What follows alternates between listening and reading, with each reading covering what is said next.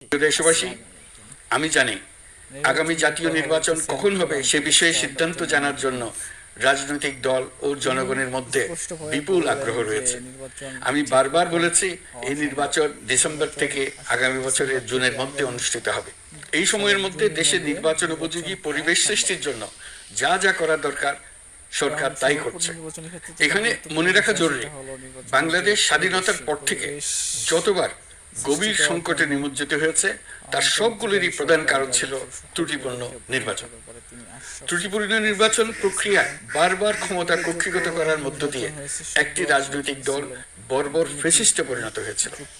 এই ধরনের নির্বাচন যারা আয়োজন করে তারা জাতির কাছে অপরাধী হিসেবে চিহ্নিত হয়ে যায়। এমন নির্বাচনের মধ্য দিয়ে যে দল ক্ষমতায় আসে তারাও জনগণের কাছে ঘৃণিত হয়ে থাকে। এই সরকারের একটি বড় দায়িত্ব হলো একটি পরিচ্ছন্ন, উৎসবমুখর, শান্তিপূর্ণ